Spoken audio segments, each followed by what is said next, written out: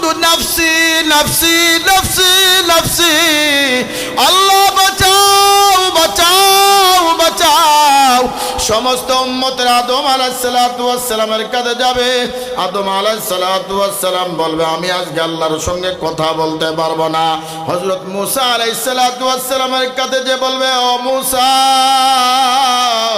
আপনি তো আল্লাহর সঙ্গে সব সময় যোগাযোগ করতেন, আজকে হাসরের ময়দান থেকে আমাদেরকে সুপারিশ করে আমাদেরকে একটা ফয়সালা করে দেন।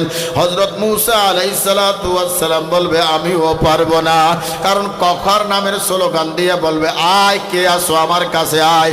বহুত নেতাগিরি করেছো, মদ খেয়ে মাতলামি করেছো, আলেমদেরকে জেলখানায় ঢুকাইছো, রিমান্ডে দিছো, ভালো মানুষে মিথ্যা সাক্ষী দিয়া জেলে ঢুকাইছো, ভাইয়ের হক নষ্ট করেছো, মেয়ের হক নষ্ট করেছো, সুদ খাইছো, ঘুষ খাইছো। আয় আয় ও বাহাদুরির আয়, আজকে আয় আমার সামনে আয়। কোন নবীরা দাঁড়ায়া কথা বলতে পারবে না, নবী তো দূর, পীর তো দূরের কথা, নবীরা পর্যন্ত আল্লাহর সামনে দাঁড়াইতে পারবে না। আল্লাহু আকবার। হযরত ঈসা আলাইহিস সালাতু ওয়াস সালামের কাছে যে বলে আমিও পারবো না। হযরত ইব্রাহিম আলাইহিস সালাতু ওয়াস সালামকে বলবে আপনি তো আল্লাহর খলিল, আপনি তো আল্লাহর বন্ধু, একটু সুপারিশ করেন না। বলেন না না। হযরত ইব্রাহিম আলাইহিস সালাতু ওয়াস সালাম বলবে উম্মতেরা শোনো, আজকে একজন নবী আল্লাহর সামনে দাঁড়ায়া কথা বলবে, ওই দেখো মাকামে মাহমুদের ভিতরে সিজদায় পড়িয়া কান্দে, ইয়া উম্মতি ইয়া উম্মতি। সমস্ত নবীরা বলবে ইয়া নাফসি, আর আমার আপনার নবী মান বলবে ইয়া উম্মতি। ও যুবক, কার পাগল হইলা, কার প্রেমে পড়লা, কোন গুনার মহব্বতে পড়িয়া 63 বছর উম্মতি উম্মতি বলে কান্না করেছে। কবর জিন্দেগিতে উম্মতি উম্মতি বলে কানবে, হাসরের ময়দানে কানবে, মিজানের কাছে যেয়া কানবে, ফুলসিরাতের কাছে যেয়া কানবে, আর জাহান্নামের কাছে যেয়া কানবে। বলবে আল্লাহ আমার একটা উম্মত রেও তুমি জাহান্নামে দিও না। হযরত ইব্রাহিম আলাইহিস সালাতু ওয়াস সালাম বলবে ও দুনিয়ার উম্মতেরা শোনো, একজন নবী আল্লাহর সঙ্গে আজকে কথা বলবে, সেই নবীর নাম মুহাম্মদ আরবি। আমার আপনার নবী, মায়ের নবী কবর ভিতর বসিয়া বসিয়া মাকামে মাহমুদের ভিতরে শুইয়া শুইয়া বলবে ইয়া উম্মতি ইয়া উম্মতি। কোন কোন রাওয়াতে আছে আল্লাহর নবী কাঁদা নিয়ে হাসরে উঠবে, কোন কোন রাওয়াতে আছে আল্লাহর নবী চোখে পানি নিয়ে উঠবে। ওই দিকে হাসরের দিকে জাহান্নাম ধাওয়া শুরু করবে, আর বলবে আল্লাহ আমার পেটে বড় ক্ষুধা, আমার পেটে বড় ক্ষুধা, আমার ওই জাহান্নাম আমার পেটের ভিতর দাও, ওই গুনাহগার বান্দারে আমার পেটের ভিতর দাও। এক একটা শিকলের পিছনে 70,000 ফেরেশতা শিকলটা টানিয়া ধরবে। ওই শিকল টানিয়া ধরলেও জাহান্নামের মুখ থেকে আওয়াজ হবে ক্যাত ক্যাত ক্যাত ক্যাত। ও আল্লাহ আমার পেটে বড় ক্ষুধা, এই আসামিকে আমার পেটের ভিতর দাও। আল্লাহু আল্লাহ। বাজান চক্ষুটা বন্ধ করে মুরাকাবার নিয়তে গুনার কথা স্মরণ করিয়া আল্লাহর ডাক দাও না। আল্লাহ জীবনে কত অন্যায় করেছি, জুলুম করেছি, কত নামাজ করেছি, সুদ খাইছি, ঘুষ খাইছি, বেপরদা চলেছি। মাগ ও যুবক, কত গুনাহ করলাম, কত গুনাহ করলাম। গুনার কথা স্মরণ করিয়া তওবার নিয়ত করিয়া আল্লাহর দরবারে কান্দোয়ার বল আল্লাহ এই দুনিয়াটা ক্ষণস্থায়ী, আবাদান আবাদা, এমন একটা জিন্দেগি আছে, ওই জিন্দেগিতে শুরু আছে তার শেষ নাই। এই গুনার কথা স্মরণ করিয়া মাওলার কাছে যদি কেউ তওবা করতে পারে, চোখের পানি ছেড়ে কাঁদতে পারে, আল্লাহ কয় সকল দরজা যখন বন্ধ হয়ে যায়, একটা দরজা খোলা, তাওবাতান নাসুহার দরজা 24 ঘন্টা বান্দা খোলা।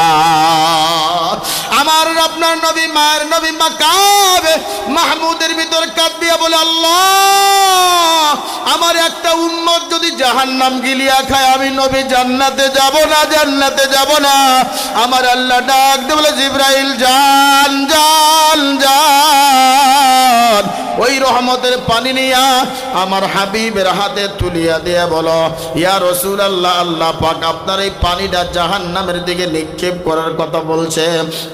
হযরত জিবরাইল আলাইহিস সালাতু ওয়াস সালাম যখন ওই পানিটা নবীজির হাতে দিবে, নবী জাহান্নামের দিকে পানি ছিটিয়ে দিবে, পিছন দিক থেকে দাওয়া শুরু করবে।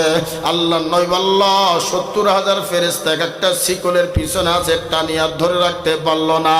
আর এই সামান্য পানির কারণে জাহান্নাম পিছন দিকে যাওয়া শুরু করলো। কারণ কি? এই পানিটা কিসের পানি? এই পানিটা বরকতের পানি। কিসের পানি? এটা কি হাউজে কাউসারের পানি? বলেন না না না। এটাকে জমজম কুবের পানি? বলেন না না। তাহলে এটা কিসের পানি? আল্লাহ একটু বলো, বলো তোমার উম্মতের, গুনাহগার উম্মতের চোখের পানি আজকে আমি হেফাজত করে রাখছি। এ দুনিয়ায় সবই পার, কবর যত আসল ঘর। এ দুনিয়ায় সবই পার, কবর যত আসল ঘর। কেমন এসে তাই থাকবে পরে শুধুই মাটির বিছানা। চিন্তা করে দেখো না কবরে কি যাইবা না। যেই কবরে আল্লাহ ছাড়া বন্ধুকে হয়ে থাকবে না। চিন্তা করে দেখো না কবরে কি যাইবা না। আজান কানে শুনিয়া কেমন থাকো ঘুমাইয়া। আজান কানে শুনিয়া কেমন থাকো ঘুমাইয়া। নামাজের লাগিয়া কি তোর মোটেও মনে পড়ে না। চিন্তা করে দেখো না কবরে কি যাইবা না। যেই কবরে আল্লাহ ছাড়া বন্ধুকে হয়ে থাকবে না। চিন্তা করে দেখো না কবরে কি যাইবা না। এই জন্য আল্লাহ পাক রব্বুল আলামিন অন্য আয়াতে বলেন, ইন্না আকরামাকুম ইনদাল্লাহি আতকাকুম ইন্নাল্লাহা আলিমুন খাবীর।